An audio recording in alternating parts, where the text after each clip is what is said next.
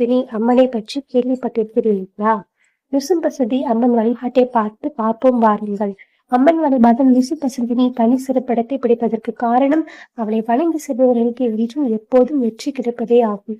அத்தகைய சிறப்பு வாய்ந்த நிசும்பசதினி வழிபாட்டில் சுமார் 1500 ஆண்டுகளுக்கு மேலாக தமிழகத்தில் இருப்பது குறிப்பிடத்தக்கது.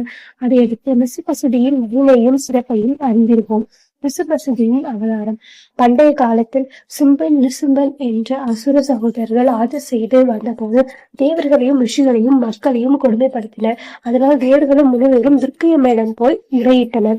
அதன் பேரில் தான் துர்க்கை அம்மன் ஆவேசமடைந்து சும்பனையும் நிசும்பனையும் அழைத்தாள். அதன் பின்னே அவளுக்கு நிசும்பசதினி என்ற பெயரும் வழங்கப்பட்டது.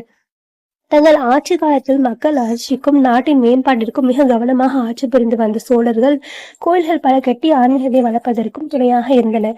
சோழர்கள் ஆட்சியில்தான் தமிழகம் மட்டுமின்றி அவர்கள் படையெடுத்து சென்ற அந்நிய நாடுகளிலும் தமிழக பாரம்பரியத்தை பறைசாற்றும் விதமாக எண்ணற்ற கோயில்கள் கட்டப்பட்டன.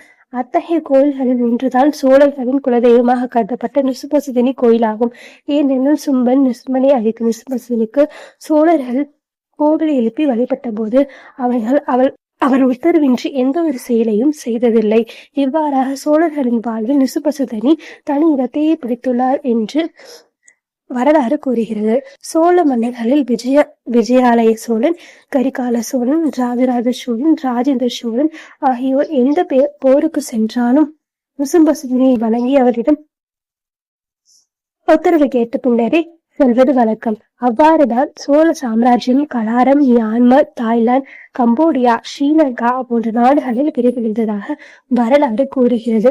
அத்தகைய மகத்தான வெற்றிக்கு சோழர்களின் குலதெய்வமான நிசும்பசதினி காரணமாக இருந்துள்ளது குறிப்பிடத்தக்கது. இவ்வாறாக தன்னை வழங்குபவர்களுக்கு என்றும் வெற்றி தந்திடுவார்